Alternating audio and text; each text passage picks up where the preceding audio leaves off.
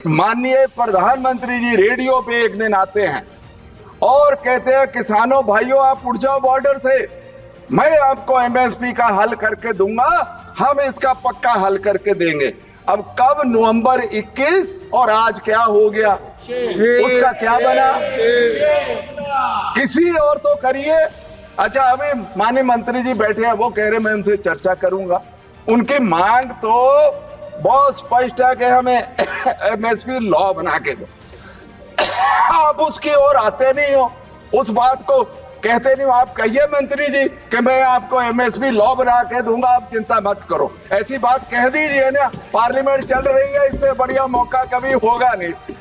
और मंत्री जी मुझे जानते अच्छी तरह, बोल दीजिए मंत्री जी मेरे बात बोल दीजिए। आपका सर्वे का क्या 18-19 में 20 में 10,218 रुपए पर मंथ एक फार्मर की इनकम थी, तो अभी तक तो 22-25 हजार होनी चाहिए थी। मैडम प्लीज हमें बताइए कि अभी फार्मर की पर फैमिली की क्या इनकम है, हमें बताइए। मैं कई बार इस मैडम सदन में सभापति जी बता चुका हूं, एक दिन 0 आवर में भी अभी बताया। मैं उस पवित्र स्थान से आता हूं जहां हमारे 10वें गुरु के दोनों छोटे साहबजादों को औरंगजेब के जमाने में उनको जिंदा नींव में चिन दिया गया था, क्योंकि उन्होंने कह दिया था कि हम धर्म नहीं बदलेंगे। ऐसी पवित्र जगह है ये। 1705 की घटना है, 1705 की। अब 319 साल हो गए, 18-19, अभी भी 50 लाख से 1 करोड़ लोग 25, 26, 27 दिसंबर को हर साल सिजदा होने आते हैं अभी। तो आप सोचिए कितनी मान्यता। मैं बार बार कहता हूं कि ये रिलीजियस स्पिरिचुअल प्लेस है, उसको इंटरनेशनल टूरिस्ट सर्किट में लीजिए और वहां इंटरनेशनल टूरिस्ट सर्किट वाली फैसिलिटीज दीजिए, क्योंकि वो इतनी पवित्र जगह बहुत कम होंगी हिंदुस्तान में इतिहास में। और उम्र थी छोटे साहबजादों बाबा जोरावर सिंह और बाबा फतेह सर की 9 साल और 7 साल, धर्म नहीं बदला। मैडम वित्त मंत्री बैठी है, 5 करोड़ से ऊपर वाली इनकम का सरचार्ज 37% से 25% कर दिया, बाकी तो किसी का कम नहीं किया। तो इसका मतलब जो हायर इनकम है उनको आप फायदा कर रहे हो। अच्छा जितनी एग्जेम्पशंस थी 80C में, वो 1.5 लाख होती थी जो ओपन इंश्योरेंस और फलाना फलाना करते थे, सारी खत्म कर दी। एक 25,000 का फायदा दिया है कि नए टैक्स रिजीम में 50,000 की बजाय 75,000 आपको डिडक्शन मिल जाएगी। प्रोफेशनल टैक्स, एम्प्लॉयमेंट वाला, HRA पे, हाउस लोन पे बहुत सारा इंटरेस्ट वेवर मिलता था, 1 लाख 2 लाख, वो सारा खत्म कर दिया। आप लोगों ने एम्प्लॉइज कंट्रीब्यूशन वाला जो डिडक्शन होती थी वो खत्म कर दिया, मेडिकल इंश्योरेंस वाला खत्म कर दिया। तो कौन सी चीज छोड़ी है? FDI जो बाहर से आ रहा, कारपोरेट ला रहा, उसको आपने कम कर दिया। तो हर चीज पे तो आप वो वाला काम कर रहे हो। अच्छा 80 साल की जिनकी उम्र है उनको बेसिक टैक्स एग्जेम्पशन की लिमिट होती थी पहले रिजीम में 5 लाख, आपने वो 3 लाख कर दी। क्यों? बूढ़ों को क्या भाई नाराज किया, अपन सब लोगों को बूढ़े होना है। मेरा तो वैसे वित्त मंत्री जी को एक सुजेशन है, देखो 70% आपके ITR नील वाले होते हैं, 2% हिंदुस्तान की पॉपुलेशन टैक्स दे रही है। ये 5 लाख तक वाली इनकम वालों को, लोगों को छोड़ दो, कोई नुकसान होने वाला नहीं है। उसी से पब्लिक कंजम्पशन बढ़ेगी, इस मुल्क में गरीबी कम होगी। आप मेरा ये सुजेशन मान लीजिए। DOPT का अभी इंफॉर्मेशन आई थी कि 7.2 लाख नौकरियों के लिए 2.2 करोड़ लोगों ने एप्लीकेशन दी थी। तो अनएम्प्लॉयमेंट का हिसाब किताब लगा लीजिए मैडम कितना है। तो किसी और हमको इस बजट में कहीं ना कहीं कोई ना कोई हमको रिलीफ इस बजट में चाहिए। पर रख दें। माननीय सदस्य श्री अमर सिंह जी।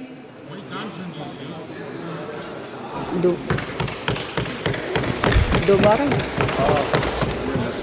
धन्यवाद मैडम, अभी माइक पूरा आया नहीं है। सर आप बात करो। हाँ धन्यवाद सभापति जी। मैं कांग्रेस पार्टी की ओर से फाइनेंस बिल पे बोल रहा हूं। फाइनेंस बिल बेसिकली टैक्सेशन से संबंधित होता है कि टैक्स कौन सा लगता है, कौन छूटता है और क्या होता है।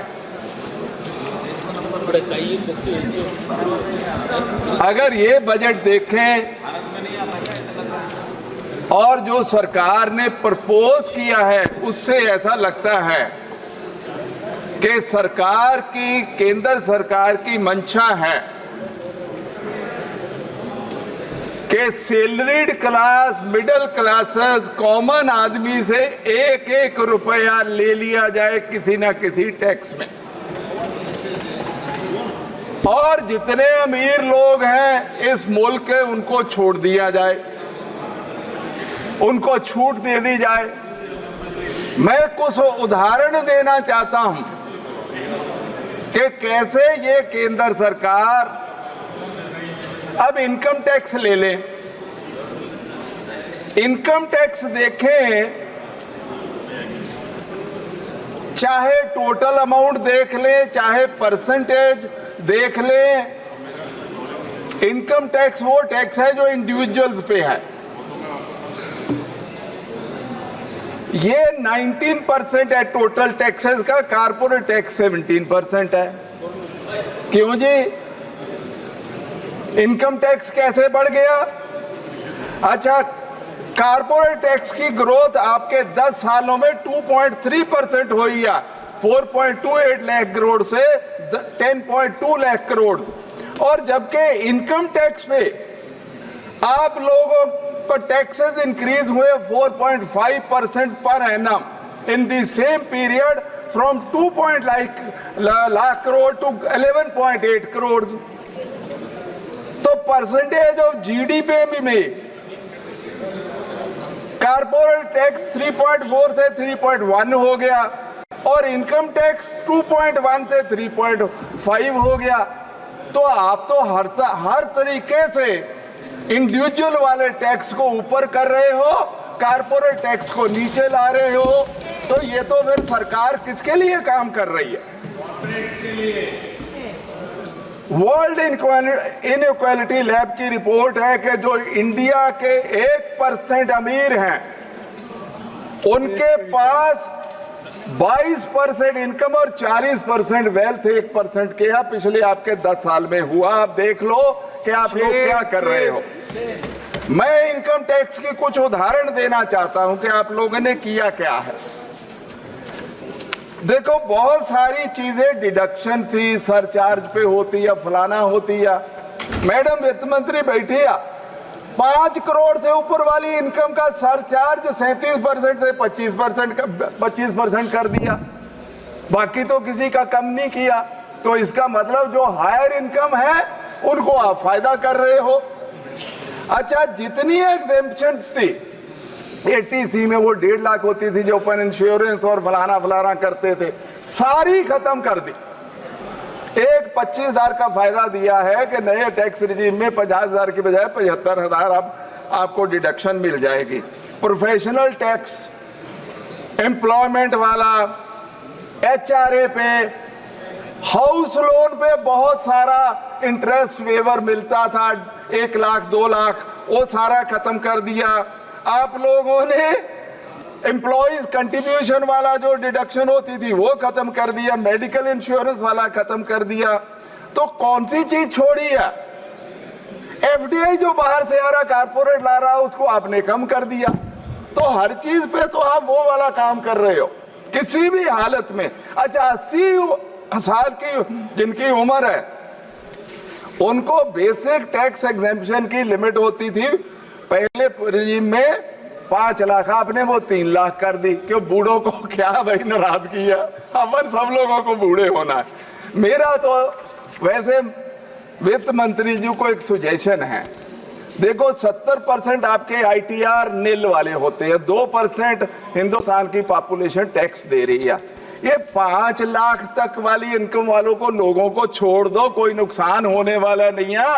उसी से पब्लिक कंजम्पशन बढ़ेगी, इस मुल्क में गरीबी कम होगी। आप मेरा ये सुजेशन मान लीजिए। अब अपन अगर आगे बढ़ते हैं, इतने पे ही नहीं छोड़ा मिडिल क्लासेस को या सैलरीड को, आपने कैपिटल गेन टैक्स में दोनों ओर मार दिया। शॉर्ट टर्म गेन पे भी, शॉर्ट टर्म गेन होता जो साल का हो, लॉन्ग टर्म गेन पे भी दोनों ओर ही मार दिया। शॉर्ट टर्म पे आपने 15 से 20% टैक्स कर दिया। अच्छा, लॉन्ग टर्म में तो बहुत ज्यादा नुकसान है।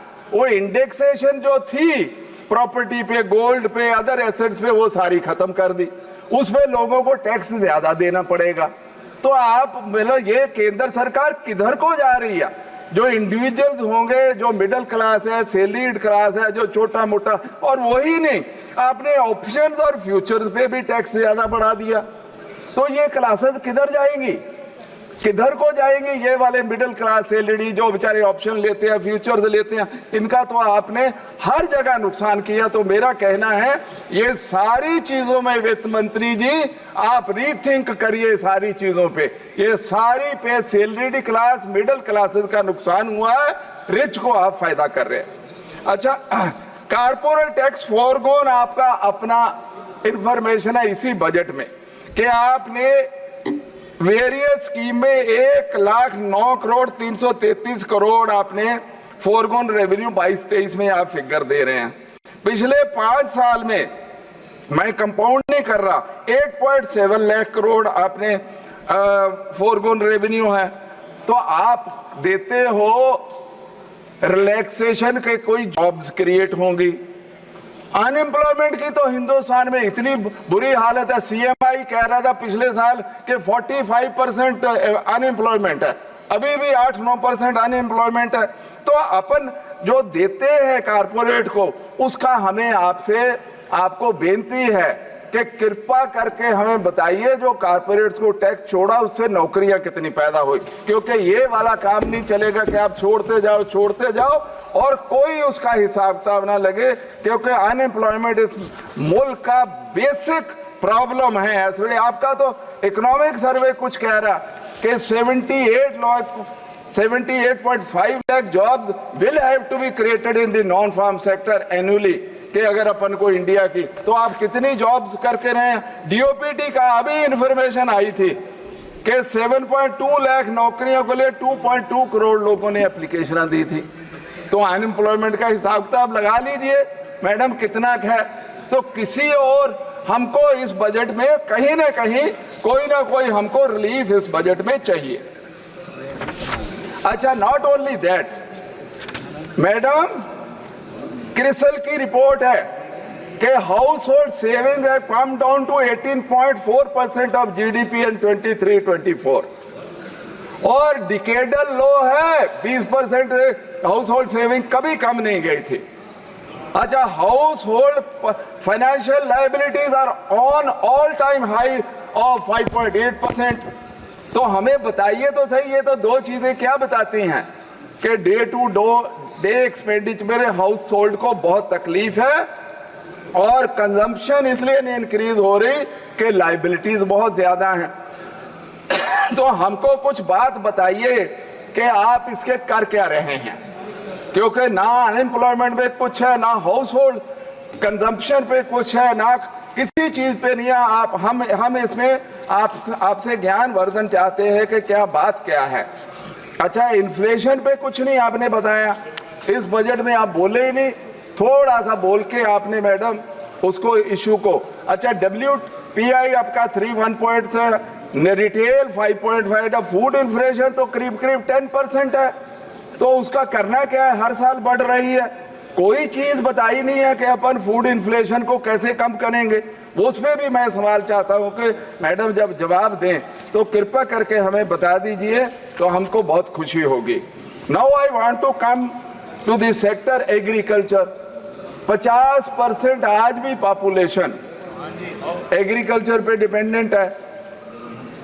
जो इनकम है वो 18.4% है जीडीपी का हिस्सा। तो दैट मीन्स 50% पॉपुलेशन के पास 18% इनकम पे वो जिंदा है। इसीलिए सारी प्रॉब्लम है फार्मर्स को और लेबरर्स को, चाहे वो सुसाइड हो रहे हैं, चाहे फार्मर कुछ कह रहा है, चाहे एजिटेशन चल रही है। दैट्स बिकॉज क्योंकि वो जेड़ा सेक्टर है वो बहुत तकलीफ में है। अभी आपका इकोनॉमिक सर्वे इस बार कह रहा है कि साहब पिछले साल तो ग्रोथ एग्रीकल्चर सेक्टर में 4.7% थी, इस साल 23-24 में 1.4% है। तो सरकार के इतने सारे वादे कहां गए? 1.4% एग्रीकल्चर ग्रोथ, तो उनकी इनकम भी उतनी बड़ी होगी। दैट्स व्हाई एग्रीकल्चर सेक्टर में इतनी प्रॉब्लम हुई है। इसलिए अच्छा, आपका वादा है डबलिंग ऑफ इनकम बाई 2022, उसका क्या हुआ? एनएसएस होगा आपका सर्वे का क्या 18-19 में 20 में 10,218 रुपए पर मंथ एक फार्मर की इनकम थी, तो अभी तक तो 22-25 हजार होनी चाहिए थी। मैडम प्लीज हमें बताइए कि अभी फार्मर की पर फैमिली की क्या इनकम है, हमें बताइए। अच्छा, नवंबर 21 में जब एजिटेशन चल रही थी, माननीय प्रधानमंत्री जी रेडियो पे एक दिन आते हैं और कहते हैं किसानों भाइयों आप उठ जाओ बॉर्डर से, मैं आपको एमएसपी का हल करके दूंगा, हम इसका पक्का हल करके देंगे। अब कब? नवंबर 21 और आज क्या हो गया? उसका क्या बना? किसी और तो करिए। अच्छा, अभी माननीय मंत्री जी बैठे हैं, वो कह रहे मैं उनसे चर्चा करूंगा।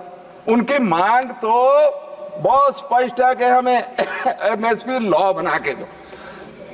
आप उसकी ओर आते नहीं हो, उस बात को कहते नहीं हो। आप कहिए मंत्री जी कि मैं आपको एमएसपी लॉ बना के दूंगा, आप चिंता मत करो, ऐसी बात कह दीजिए ना। पार्लियामेंट चल रही है, इससे बढ़िया मौका कभी होगा नहीं। और मंत्री जी मुझे जानते अच्छी तरह, बोल दीजिए मंत्री जी, मेरे बात बोल दीजिए। मैडम एक बड़ी इसमें विचित्र स्थिति आपने बनाई। आपने 2015 में ब्लैक मनी का, आग्रह कर रही हूँ चेयर को एड्रेस करें प्लीज। चेयर को, ओह सॉरी, हाँ सॉरी मैडम, माफी चाहता हूँ, माफी चाहता हूँ। नहीं वो उधर ही बोलना है, सॉरी। हाँ प्लीज मैडम। सभापति मैडम, केंद्र सरकार ने 2015 में बहुत ढोल ढमक्के के साथ ब्लैक मनी एक्ट बनाया। अच्छा किया कि एक एक पैसा बाहर पड़ा होगा लेके आएंगे। हालांकि वो बाद में तो कह दिया कि नहीं वो नहीं, हमने ऐसे ही कहा था, वो बात मैं रिपीट नहीं करना चाहता हूं। लेकिन अभी आपने बाहर कोई 20 लाख तक का मूवेबल एसेट बनाया, आपने कहा सूचना देने की जरूरत नहीं है। ये कंट्राडिक्शन ना हुई आपकी? आप तो एक पैसा भी बाहर किसी भी हालत में उसको उनको खबर करना जरूरी थी, आपने ये क्यों किया? ये हम आपसे जानना चाहते हैं कि क्यों ये किया, आप कंट्राडिक्शन क्यों कर रहे हैं? एक और कहते हैं हम एक पैसा नहीं रहने देंगे, दूसरी ओर आप एग्जेम्पशन दे रहे हैं 20 लाख तक कोई आपको हमको खबर देने की जरूरत नहीं है। अब लास्ट में मैडम, मैं अपनी कंस्टिट्यूएंसी की कुछ बातें करनी जरूरी समझता हूं, क्योंकि मेरे लोग कहेंगे बाकी सारा भाषण कर दिया, अपनी कंस्टिट्यूएंसी का कुछ नहीं बोला। और एंड में मैं फाइनेंस बिल पे फिर कहूंगा कि मैं क्या कहता हूं इस बिल को। मैं कई बार इस मैडम सदन में सभापति जी बता चुका हूं, एक दिन 0 आवर में भी अभी बताया, मैं उस पवित्र स्थान से आता हूं जहां हमारे 10वें गुरु के दोनों छोटे साहबजादों को औरंगजेब के जमाने में उनको जिंदा नींहों में चिन्ह दिया गया था, क्योंकि उन्होंने कह दिया था कि हम धर्म नहीं बदलेंगे। ऐसी पवित्र जगह है ये। 1705 की घटना है, 1705 की।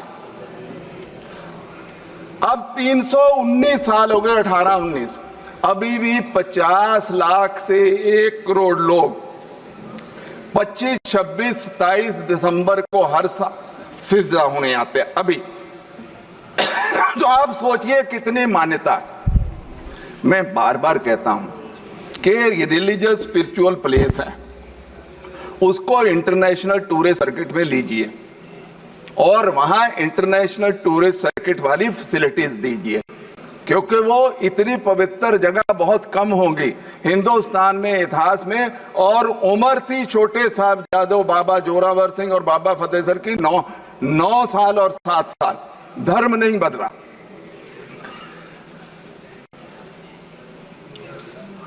तो ये मेरा कहना है कि उसको इंटरनेशनल टूरिस्ट सर्किट की जगह दीजिए, इंटरनेशनल फैसिलिटीज दीजिए, ये सारी बातें वहां करने की जरूरत है। उसी तरीके से मेरी कंस्टिट्यूएंसी में कुछ एमएसएमई क्लस्टर्स हैं। मैडम साहब, मैडम वित्त मंत्री जी, सभापति जी, 1-2 बार मिलके भी मैंने बात करी है। उनकी छोटी छोटी प्रॉब्लम्स है जीएसटी की, उनकी प्रॉब्लम्स है स्पेशल पैकेज की।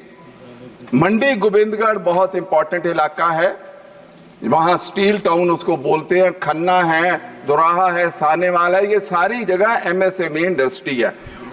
उनकी लुधियाना के तो एमपी साहब पीछे बैठे हैं, तो उनकी बहुत सारी प्रॉब्लम्स हैं। एक वो बहुत छोटा सा सुजेशन देते हैं, जो स्टील इंडस्ट्री वाले हैं वो स्क्रैप किया, ये सेकेंडरी सोर्स से बनाते हैं स्टील, प्राइमरी तो नहीं है इनके पास, आयरन ओर नहीं है। वो ये कहते हैं कि स्क्रैप पे 18% जीएसटी है, आप हमारे से ले लो, क्योंकि स्क्रैप वाला बेच के फिर पता नहीं गायब हो जाता है, फिर आप हमारे पे रिकवरी करते हो, तो हमारे से सीधा ही ले लो। आप काहे कि उसकी चिंता में पड़ते हो, टैक्स लेना, टैक्स हमारे से ले लीजिए। दूसरी बात मैं मांगता आया हूं कि मेरे को मेडिकल कॉलेज दीजिए, एक ट्रॉमा सेंटर दीजिए, इंजीनियरिंग कॉलेज दे दीजिए, बहुत सारी बातें मांगता हूं, कोई मेरी मांग मानी नहीं गई है। आखिर के मैं ये कहना चाहता हूं मैडम, ये फाइनेंस बिल में जितनी टैक्सेशन प्रपोजल आपने दी, फाइनेंस पे बोलने दो, खुल के बोलने दो, ये जितनी प्रपोजल दी है, इसमें कोई भी कॉमन मैन के लिए अगर हो तो मैडम अपने जवाब में धन्यवाद गिना माननीय दीजिए। सदस्य, प्लीज। सारी की सारी रिच को सुविधा देने के लिए है, गरीबों के लिए, सैलरीड क्लास के लिए, मिडिल क्लास के लिए इस बिल में कुछ नहीं है। मैं इसका विरोध करता हूं।